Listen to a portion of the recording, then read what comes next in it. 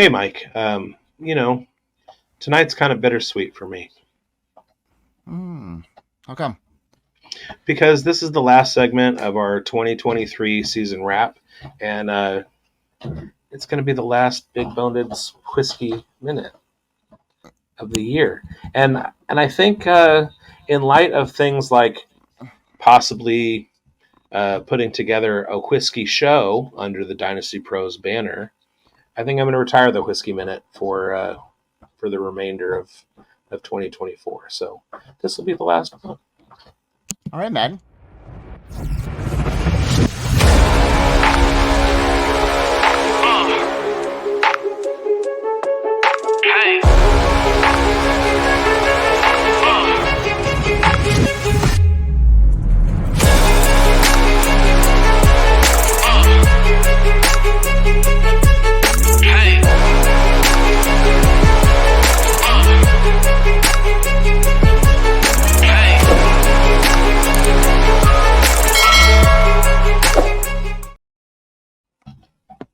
Oh, I didn't know people were there.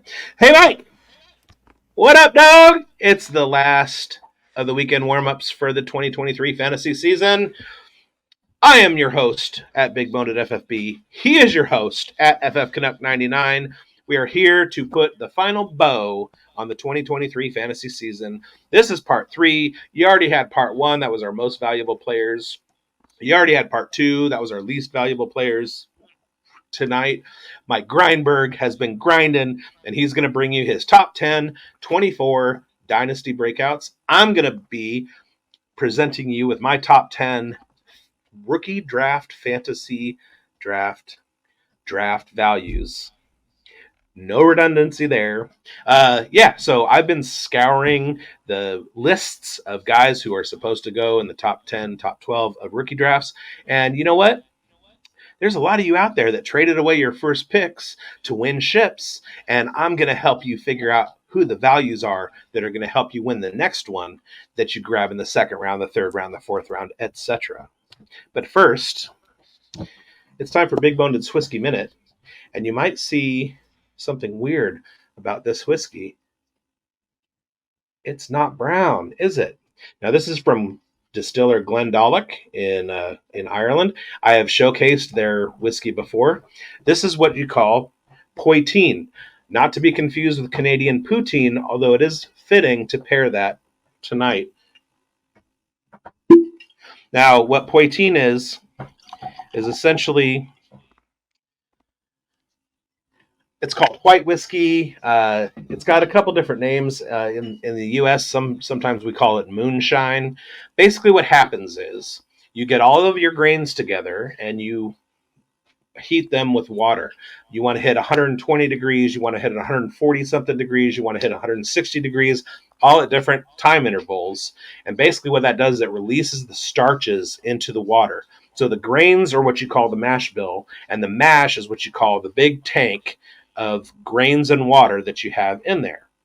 So you take that liquid, you strain it out, get all the particles out of it, and then you boil it, and that the evaporation goes up in the still, goes through a tube, and drips out into the bottle. And that is your distilled spirit. If you use potatoes, if you use like wheat, winter wheat, then it becomes vodka. If you throw some juniper in there, then you have gin. Now, if that mash bill is made up of over 51% corn, then you can call that bourbon. If it's a single malted barley, then you're talking scotch. Well, any kind of whiskey starts with the grain. This is a single grain copper pot still, ancient still. This is what whiskey, UISCE, which translates to water of life, is. Now, the reason it's clear is because brown liquor is brown liquor because you put it into charred barrels and the tannins from the wood seep by diffusion. Some people say osmosis, but that's not correct. Osmosis is over water barrier. This is diffusion, where the wood tannins are seeping into the water and vice versa, which if you age it for a certain period of time, because of the temperature changes throughout the year, the wood swells and it expands and contracts, expands and contracts. And what that does, like a sponge, it soaks up the spirit and then it pushes it back out. And it repeats that for 4 years for bourbon, 7 years for bottled and bond bourbon, 12 years for good aged Scotch, or 10 if you like Lefroy. 20 years of doing that for like some of your high end spirits. But this stuff, no barrel. So that's Big Boned's Whiskey Minute and Schlunt.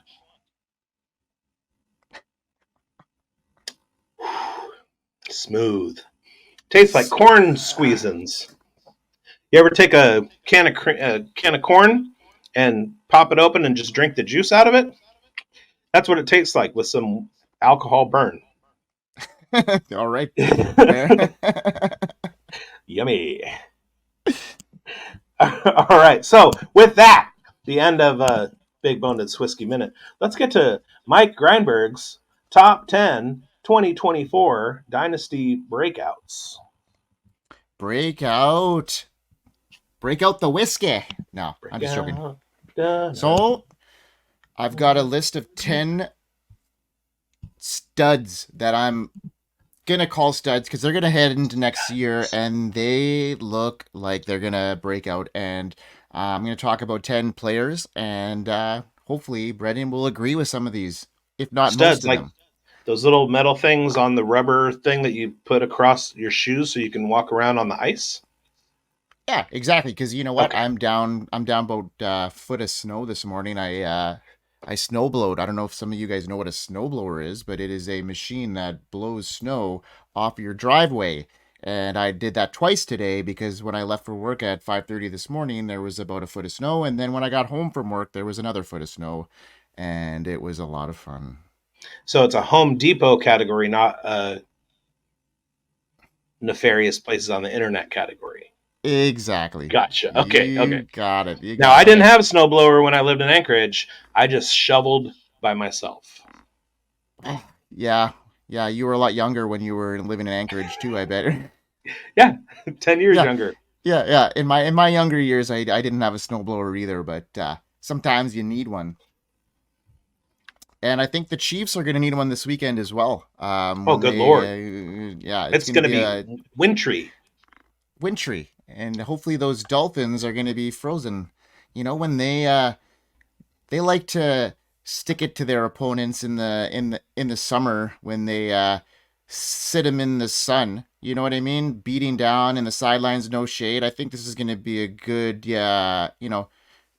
progress for them to It's not experience just the some. heat, it's the humidity. Yeah, it's all of it, right? So, anyhow, let's talk about a Chief. I got a Chief on my breakout this year for next year, and he's already half broken out. So I'm kind of cheating. However, it needs to be mentioned that Rashi Rice, in his past 8 games, he has 47 receptions for 560 yards and 3 touchdowns, and has commanded a 23% target share during that time. Rashi Rice is a top 15 wide receiver for me going into 2024. So a little movement there on the line. So if you can get him now, I'm loving his outlook next year. Especially with Travis Kelce, that I feel like he's kind of taken a step back. I think they are going to bring in some wide receiver help, but Rashi Rice has proven to be a playmaker. He's got some good yards after the catch there. Like he can make plays, and he's a versatile weapon. So I'm loving what his outlook looks like next year. He's got good hands. Now, I'm gonna let everybody who's watching in on a little secret, and that little secret is that this is not the first time that we've done this part three. We actually recorded this a week ago, but because I had been doing whiskey minutes on an empty stomach, and we went for 3 hours, and the bottle just drained. That content was absolutely unusable. Now, in that video, I told Mike that I was going to give him some pushback so that this wasn't just going to be like a one man talking thing. It was going to be a back and forth. And because I was so in my cups, I pushed the hell back. I don't have much this time, especially with Rashee Rice. He's absolutely going to elevate himself next year from his current standing. Um, I've seen scuttlebutt on the Twitter that they might be looking to grab Brock Bowers if he's still around, so that he can replace Travis Kelce. And as somebody who has Brock Bowers targeted early in my rookie drafts, that would be a great thing for anybody who wants Brock Bowers. So it would be a perfect complement to Rashee Rice. Rashee Rice has great hands and should be the wide receiver one in Chiefs chiefdom moving forward. And let's get rid of the other parts of the equation. You've heard me talk endlessly about how there aren't rosterable pass catchers beyond Travis Kelce in Kansas City. Rashee Rice, put him on your radar for next year. Agreed. Okay, so number 2 breakout, and these are in no particular order, by the way, everybody. I have Tajay Spears. He finished this year as the RB34. Derrick Henry said his emotional farewell last week, and he is now in line for a big role next year. He has shown he can do more than just being a complimentary back, even without an ACL. He has a lot of run and catch ability. Spears, to me, is easily a top 24 running back next year. And you know what? With the new regime here, we're not sure what's going to happen. I was pretty shocked that variable got canned yesterday. That further clouds maybe, a new regime may not want to be buying into Spears. They may want to do an overhaul. There's not much draft capital there, but I like what I've seen there, and I think he's got what it takes to, overcome, even more odds. So he's had his back against the wall before, and I think he'll continue to do that and show people up, and I think he'll be a starter next year. I'm all aboard the Tajay train for next year, including having traded away for him in a certain Dynasty league that I share with Mike Pimpberg. Time for pushback. You said Mike Vrabel was fired yesterday. I'm pretty sure what you meant was when Mike Vrabel gets fired next Wednesday. I think that's what you meant. Okay. Yeah. Fair enough. Yeah. Okay.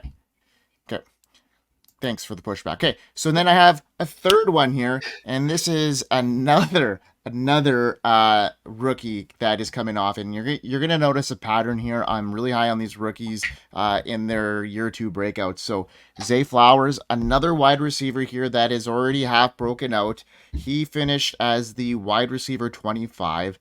Flowers has great talent and has proven to be the most valuable Raven wide receiver. Flowers is the future for the Ravens at the position. I see him as the next Stephon Diggs. Look for the famous year 2 breakout for Flowers. And if you're concerned about Mark Andrews coming back and, coming back to glory, well, I have something to tell you here is like Isaiah Likely was very, stepped into that Mark Andrews role and earned very, similar role in that offense. So, Flowers was still being a very big part of that offense. So no matter who is in at tight end, Flowers is going to be very much a target in that offense and command those targets. And, we could see what he does with the ball when it's in his hands. He's so shifty and fast. So I'm loving what his outcome is next year. Yeah, I love Zay Flowers. Drafted him early on. The whole Mark Andrews Isaiah Likely thing. We'll get to that more, and as this podcast rolls over into the offseason and becomes the spoiler alert Dynasty Obsession : no offseason podcast coming at you next week. So Isaiah Likely is going to be a hot topic between now and August.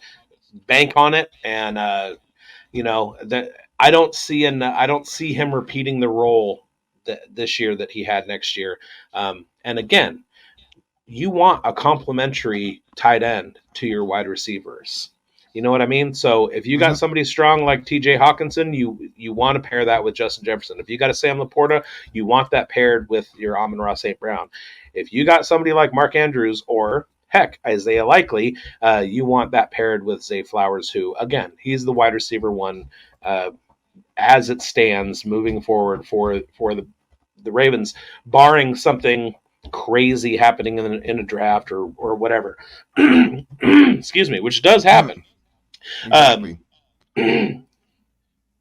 Cat, frog in my frog got my whatever. Um, yes. So I like Zay Flowers. Now, keep in mind that a lot of the dynasty narrative is that running backs are the ones to look out for their year two breakouts.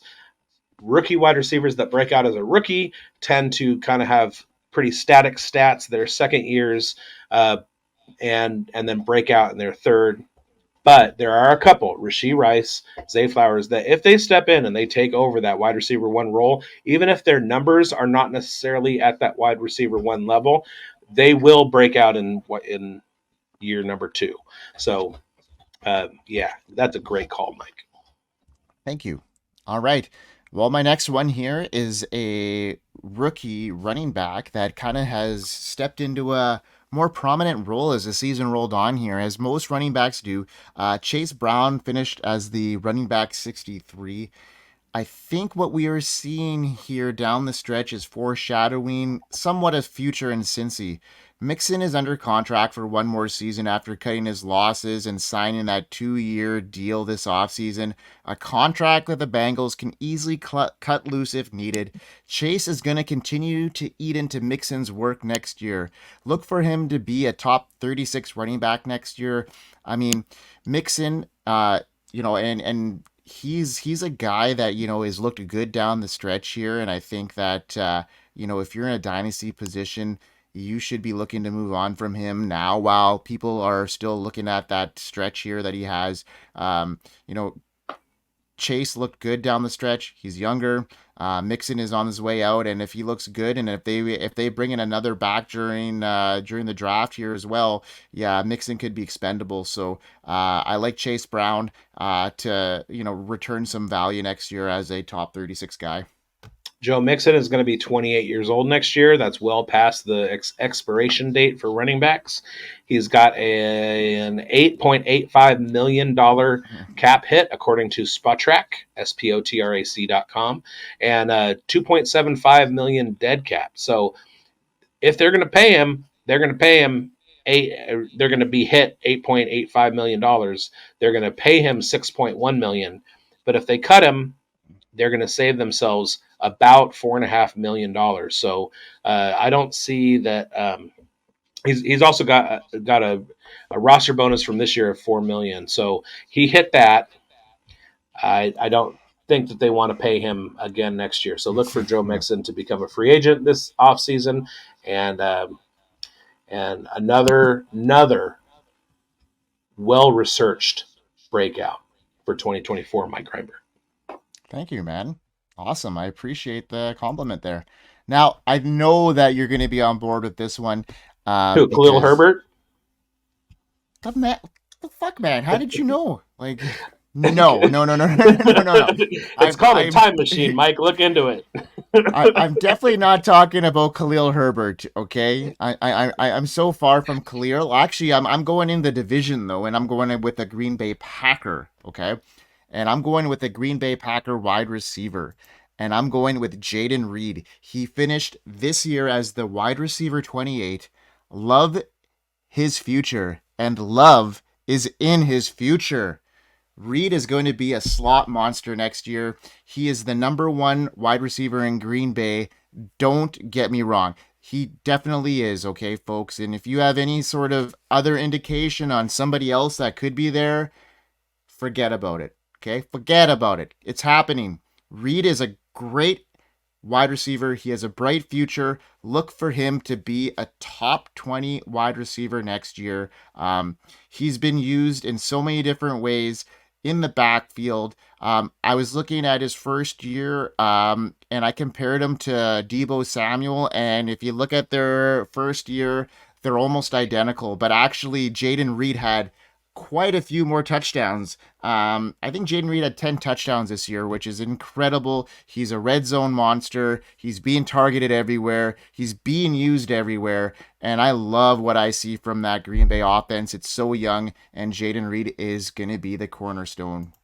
Some of us had him pegged in the preseason, and others said he's just a slot. And they have Romeo Dubs, and they have Christian Watson, and those are the alphas in that room. And some of us said, nope, he's going to reach out and snatch it, and exactly that happened. So if only I could summon a trade with somebody where I could get Jaden Reed and Tajay Spears for some roster bloat that I have. How can I do that? How can I swing? Oh, I already did. And you did. But you know who was on the other end of that deal? League A, champion. a championship. Yeah, so things work out. So it works out, right? But Mm-hmm. it was a tough move to give up those pieces, and I knew what I was giving up, but it made my playoff run happen, and I won a championship because of it. But that's what you do in a dynasty league, and that's dynasty 101.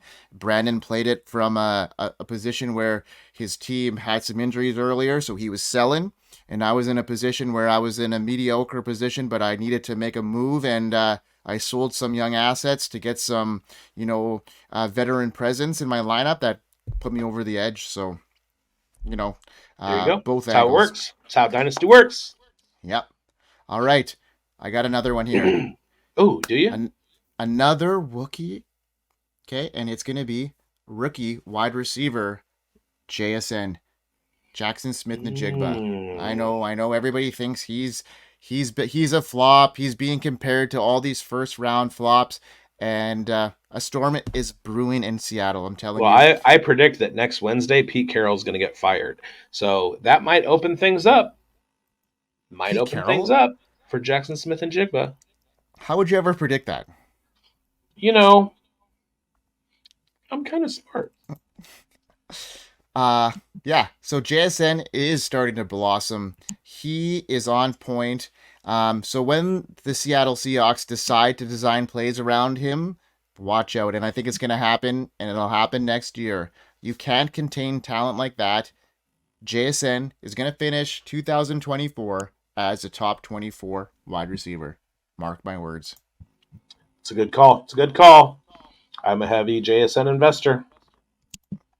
Okay, well, I'm going to do another one that I think you're on board with as well, because you talk about him lots.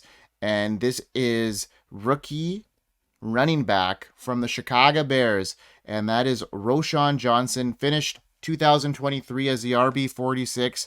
Foreman will be gone at the end of this year, and Herbert only has 1 year left on his minimal contract deal. Roschon is the future at the position for the Bears. He is going to eat next year. He should finish next year as a top 24 running back. If you can get him on the cheap right now, I'd be all over that. See, that's why I thought you were going to talk about Khalil Herbert, because I had him in my spot track history, because we talked about it when we recorded this video first. And I remembered I first was like, ooh, he talked about Khalil Herbert. So I took a shot in the dark. But the reason that I had looked up Herbert on Spot Track was to see what Roschon Johnson's situation was going to be next year. Herbert is negligible, not much of a cap hit, not much of a payout, so he's probably going to stick around. But he's going to be a handcuff for Roschon, basically. Yeah. And we're going to talk about Deontay Foreman next week. Spoiler. The Bears go through running backs like they're water anyhow, so you're going to know they're going to have guys in there that are going to be half decent, always bringing them in. But Roschon is, young talent. He doesn't have a whole lot of miles on him because he played behind Bijan Robinson in college. So, he's prime. His physique is big. He's a pounder. Like he's gonna do well. I think he's gonna be that guy. So I think he's gonna be a 70-30 kind of running back. Yeah, he might be taken off the field at times. But you know what? That's the NFL nowadays, right? He reminds me of a couple of former New York Giants, Tyrone Wheatley and Brandon Jacobs. Agree. Yeah. The first running back I ever drafted. The first player I ever drafted in a fantasy league was Brandon Jacobs. Somewhere in my blackout mind, I remember that. Yeah, yeah. Okay. Um, three more here. So I've got another one that is going to be on the rise in here. Finished 2023 as the running back 84. The opportunity will be there next year. Generic print. Kendre, Oh wait, no. no, Kendre Miller. Okay. He suffered through injuries all year. A healthy year two Kendre will be an important role in the offense next year. I don't know if you've seen the last couple of games. He's starting to gain some steam. He was featured in Week 18, and he scored a touchdown. He had about 70 yards rushing. So he has the opportunity. If he could stay healthy, Kendre Miller is going to return some value. So I feel like you just have like my home league roster, and you're just like running through it. So watch in the next couple weeks because I have the Fantasy Burn on YouTube, my personal podcast. I have a special guest who is I would consider him a Saints insider. He's got more Saints knowledge than anybody I know, and I asked him about Condre Miller, and because I'm very concerned because I have Condre Miller in so many places, and he is like wheels up on Condre. So you're on fire, Mike. You are on fire. okay. So I have one more here that I think you're gonna love because he bleeds the same colors that you do. And Jared Goff. We both bleed red, and we're both from Novato. no. No. It is a Raider, and it's Zamir White, Oh, RB60. Josh Jacobs is a UFA next year, so we're not sure what's gonna happen with him. And I we're think pretty sure. Yeah, we're pretty sure. And I think Zamir White has shown us enough. You know, the new coaching regime, whether it stays the same or it doesn't, we're not sure. You know, there's a lot of rumors going around right now, but there's a lot up in the air. But Zamir White will be a trendy name this offseason, and I think he's on the rise big time. He has the opportunity, and we'll see what happens in Raiderville, but I'm liking what I've seen so far, and I think his opportunity is there, and I think he's on the rise. The only potential landmine that I see is if somehow Antonio Pierce is not retained, and somehow next week on Thursday, Bill Belichick is fired by the Patriots, and somehow Mark Davis and Tom Brady decide to bring Belichick into Vegas. You don't want to trust a a Belichick way running back. But yeah. I told you that that could be a possibility, and you laughed. You said Chargers, Chargers, Chargers, and now. Excuse me. I never said Chargers. Oh, you I said said Panthers. Panthers. There's yeah, Panthers. He's going to the yeah. Panthers.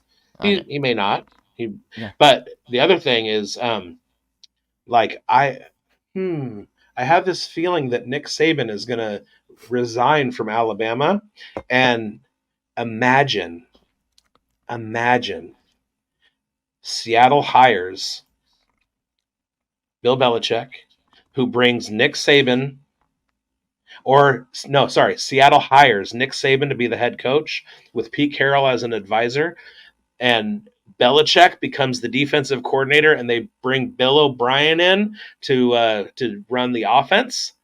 Can you imagine that?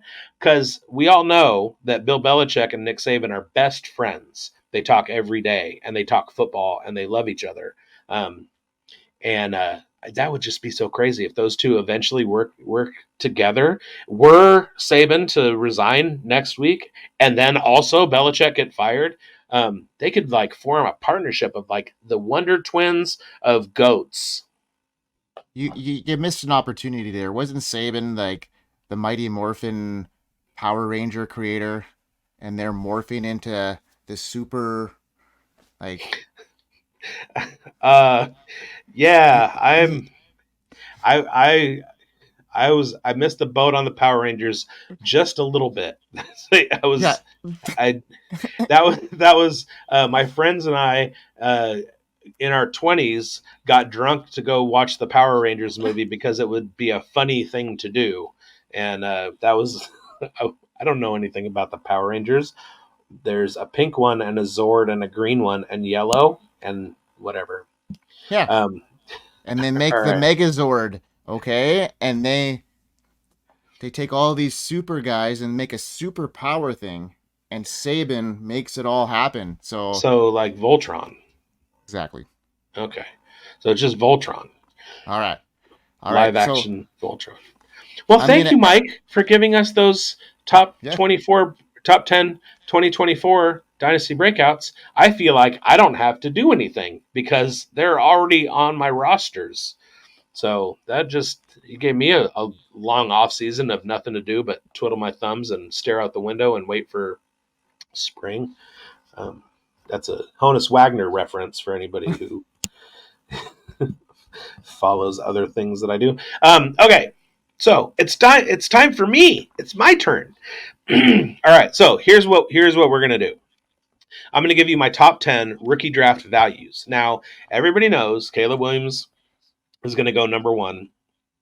You might have a dynasty league where in your rookie draft you've got some owner with a burr under his saddle that is going to take Marvin Harrison Jr. first and leave Caleb Williams to kind of flounder, especially in a super flex league.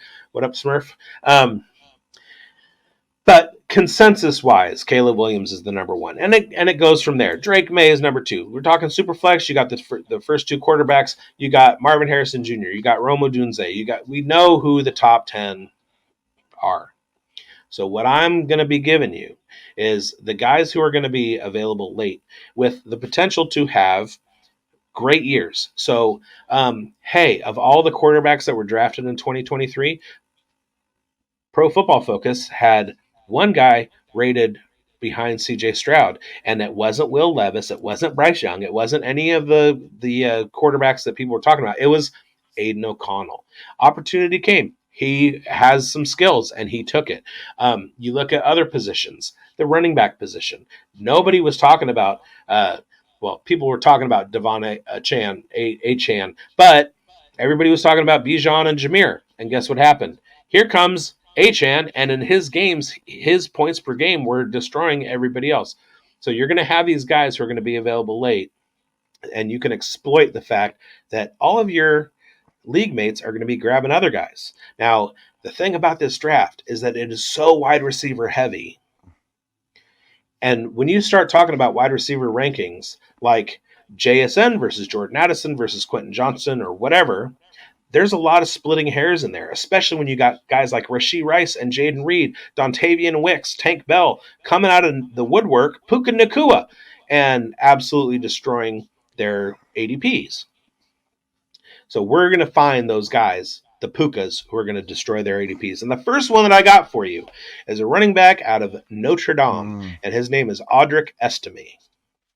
Audric Estime helped me out in my Debbie leagues. He's 227 pounds, and we all know, don't we, that your standard bell cow back usually weighs over 225 pounds, especially if they want to be Mm-hmm. consistently in the top 10 in running backs. Audric Estime fits that physical profile. He was an early declare. Hey, that's another prospecting profile box to check off. He excels at breaking tackles. He was one of the NCAA's best at broken tackles, and he's got great balance. And we know that in the NFL, especially if you're running a zone concept or you need to have that one cutback skill, you need to keep your balance. Audric Estime has that, and so he's my first one. He's standardly ranked right now around number 24, and so late second rounder. I think if you have a running back need, and depending on landing spot, all of these are depending on your team needs and your landing spots after the draft. I would say take Audric Estime from about the back half of the second round. And if he drops into the third, you have like a 302, and Estime is there, smash that. All right. Yeah, I agree with that. I love his stature, his profile. Um, you know, the, a lot of people are calling this draft class very weak at the running back position, but there's a couple guys there. If they get in the right spot, I think they're going to be good. This league is now moving towards a running back by committee. We know that already. So a lot of these guys will have an opportunity, and if they get into the right spot, Estime's got the size to really excel there. So I really like that. he looked good in every game that I've watched him play in, and so looking good there. Good call on that one. I like him. Yeah, and I mean, we're talking about running back is not a deep class. I've got 5 of them in my value list. So Yeah. that's half. That's half of my list is running backs. Again, the draft capital is going to mean a lot. When you've got 6, 7, 8 wide receivers that are all going in the first round of the NFL Mm-hmm. real draft, it's going to push running backs back. And people are going to say, you're going to hear the narrative the whole offseason. Oh, it's a weak running back class. Well, these guys are all primed to be taken later and also bring you great, great value. There will be some guys that on this list that may pop into the top 10 in rookie drafts. Let's see. Uh, if Travion Henderson comes out, we'll get to that. He's a caveat. But Yeah. okay, so my next one, my next guy, uh, a little wide receiver out of Texas named Xavier Worthy. So Mm-hmm. currently he's ranked about number 18 in your top 50 rookie drafts, and he's really thin. So he's going to go later in the NFL real draft. So his draft capital is going to be dictated by his body type.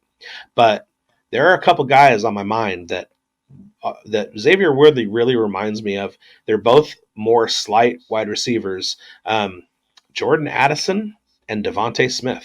Those guys are absolutely solid number 2s. So when we're talking taking a Xavier Worthy late in the second round as to somebody to like take over in a with a such similar production environment to Devontae Smith or Jordan Addison, that's absolute value in the second round.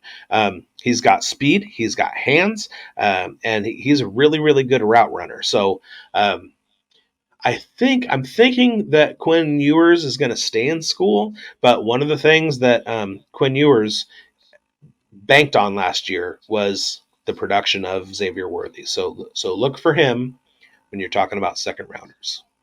Yeah, I love those shifty, smaller. There's, you know, 5 years ago we wouldn't be talking about a wide receiver like that, but now we are, and we're talking about these guys that can get into space and they're smaller. The only thing that we got to worry about them is the longevity and how they can stay on the field because some of these guys get in and out of the lineup, but take it for what it's worth. When they're in the lineup, they make a difference, and I think Worthy in the right spot can do that. You know what it is? It's What? a new era.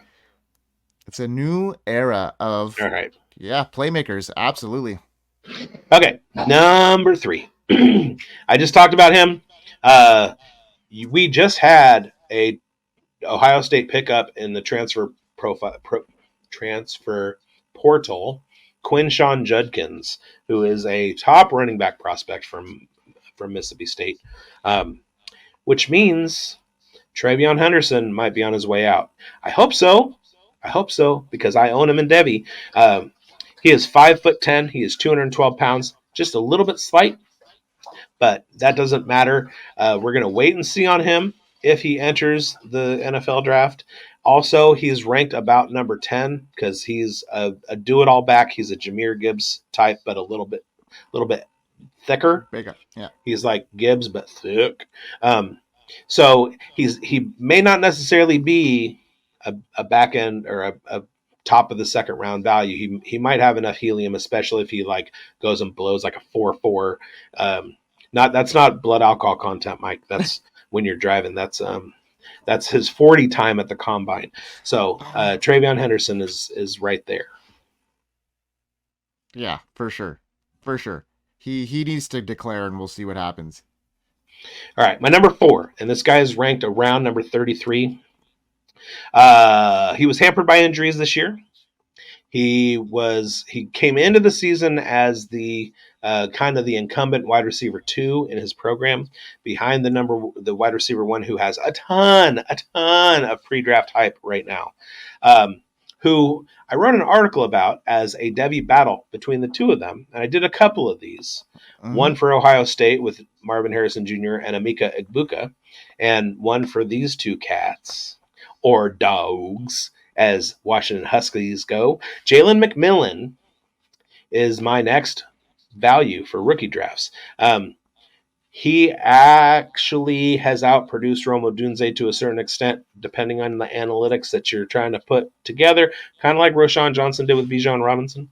Uh, and this year they were supposed to be in lockstep as like two of the best receivers in the NCAA. He was hurt for quite a few games. I think he missed 4 or 5, something like that. But the talent is there, the size is there. He's like 6'3". The guy can fly. He's got great hands. He can run out of the slot. He can run out. He can play the X. He can play the Y. Go to dynastyprosfootball.com. Type in the search Debbie Battles or look for my name and find that article that I wrote about him. Because Jalen McMillan's got some huge upside, and he's going to be going late. So one thing that we're talking about with these rookie values, especially in Superflex, is the high value of the wide receivers and the quarterbacks. Now, they're deep classes with both. But what that means is with the other guys, you're talking about positional scarcity. And when you are dealing with positional scarcity, it makes sense to snatch the high value guys that are in a scarce position and then wait and don't go after the wide receiver 1. Go after the wide receiver 6. Don't go after the wide receiver 2. Go after the wide receiver 9 because you're going to be getting similar production at a much, much decreased value. Mm-hmm. So Jalen McMillan is going to be one of those guys. Yeah, agreed. He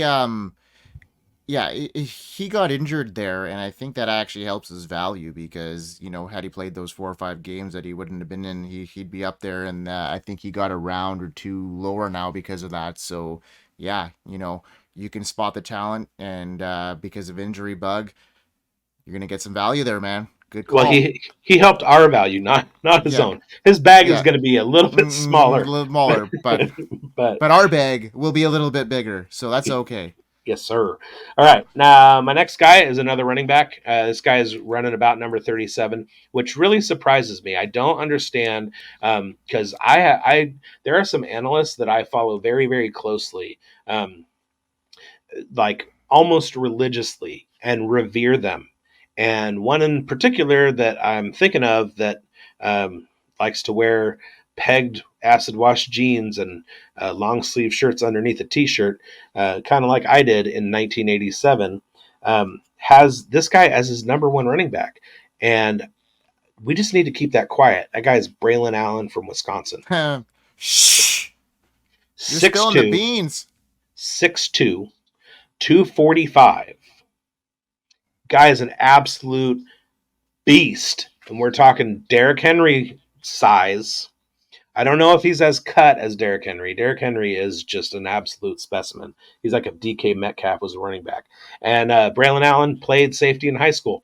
And those guys thump. So if he can thump and he's coming at the wide from the running back position, if you're a smaller size outside linebacker and you're like trying to block an outside zone, he's going to absolutely run you over and you're not going to want to. So you want to talk about breaking tackles, Braylon Allen is going to do that.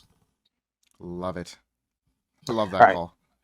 One spot ahead of him, and obviously I know who I would take out of these two, is recent 2023 NCAA national champion Michigan's Blake Corum.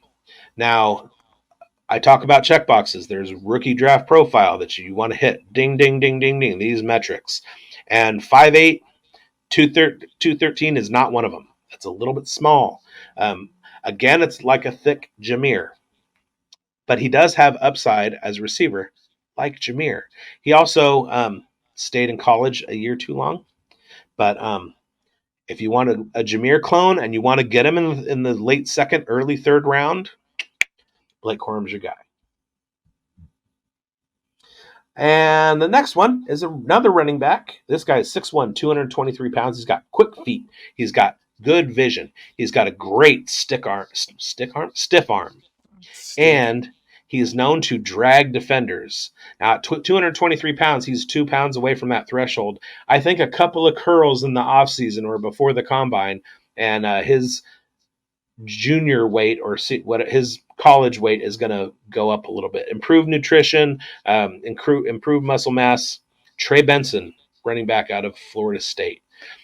This is another guy kind of like Xavier Worthy, where he's projected right now in kind of the very beginning of the second round. So he's going to be one that you want to like. You want him to fall to you, but you want to grab him. You want to reach for him if you have to. If like running backs are flying off the board in the first round, take him early. If it looks like running backs are getting pushed, grab Trey Benson later. And my last wide receiver is Devontae Walker. Yeah. He's ranked around 23. We're talking back end of the second round again. Out of the University of North Carolina. He's 6'2" and a half. And he's one of those sneaky in zones guys. Like, you want to talk about some guy that is going to kind of like run down the field and then notice, oh, hey, there's a zone and I see that open space. So I know Lamar's on the run. Let me get in that space. Like Zay Flowers. You want somebody who's going to do that, like Jaden Reed does that, like Devontae Adams does that. These are the kinds of guys. They may not be able to like beat somebody in press man, but if they read zone coverage and they've got a mobile quarterback who's extending the play, they're going to find those little pockets in the defense where there's nobody at, and they're going to be targets. So one of the things I'm going to be watching for Devontae Walker as he comes into the NFL is him having an outsized target share wherever he's at, because he's going to be available. He's going to be open. He's that type of receiver. And he's not going to be like your first read guy. He's going to be like your second or third read guy that accumulates 80 to 100 targets. So I like him. All right. And then my last two guys are both tight ends. What? I like it. First one.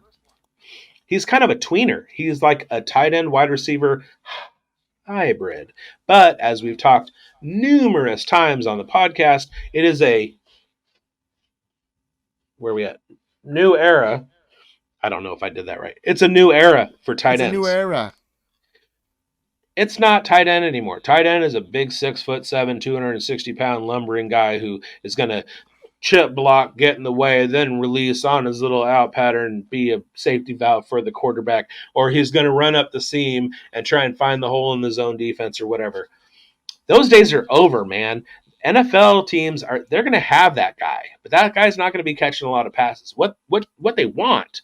They want the guy with 4.5 speed, the guy who's 6'5", 6'6" in the mold of Darren Waller, Sam Laporta now, Dalton Kincaid, all these new guys, Trey McBride, all these guys who are creating this new era of tight end play. This guy's out of Syracuse. He's got the pedigree. His dad was a wide receiver in the NFL named Oronde Gadsden. This is Oronde Gadsden Jr. 6'5", 223 pounds. So again, he's more along the lines of a really, really big wide receiver. A little bit taller than most wide receivers, a little bit skinnier than most tight ends. But he runs a 4.5. And his draft stock is hurt this year because he was hurt this year, and he's not even really ranked. So you need a tight end. You want a guy who's going to like completely blow the lid off. Oronde Gadsden, you're looking for him. All right, and my last guy, another tight end. So I have kind of a personal affinity for this cat. And this is, we're talking last pick of your draft.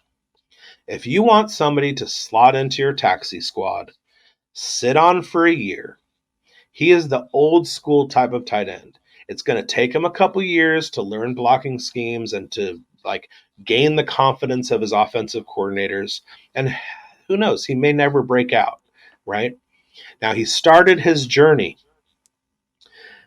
a couple years ago in the town in which I'm at right now, Davis, California. At UC Davis, he's an Aggie. He's an Aggie legacy. And there aren't a lot of guys like Aggie legend Josh Kelly who start at UC Davis and then transfer to a bigger program and then make it to the NFL. But this guy is one of them. and he's a tight end, and he's 6'5", and he's 252 pounds, and he runs a 4.7 40, and he transferred from Davis, a small FCS school, to University of Tennessee. Coming out as a 24-year-old is not a great recipe for dynasty production. But McAllen Castles is a guy that I'm going to be keeping my eye on. He's my this year's generic prince. I got a 5'10 pick, a 5'11 pick, a 5'08 pick, whatever. I'm going to grab McAllen Castles. I don't have to worry about any like grabbing tight ends out of free agency. And if he springs like I think he can, not that he's going to, but he can, he's going to turn into a great 5th round value for me. And I also have a little bit of space in my heart for those Aggies: Ken O'Brien, Mike Wise, Bo Eason, Keelan Doss, Josh Kelly. Let's go. Let's go. Good job, man. Yeah, a couple of those guys were off the radar for me, and now they're on, so that's really good to know, and some good information for our viewers. And that's the end of us for Weekend Warmup for 2000-ish. Thank you for the caveat. That's just for the week, because if it was the end of us, I was about to lose it. I was going to lose it. Don't worry, man. Right. We're good. Hey, thank you everybody for watching this season. It's been wonderful to have you. I love you. I hope you win. Keep watching. And next week, we debut the Dynasty Pros, Dynasty Obsession, No Offseason podcast with Big Boned and Grindberg. And we will see you there. Again, like, subscribe, share, comment, hit the bell. Hit the bell. And we'll see you on the other side. Thanks for a great season, folks.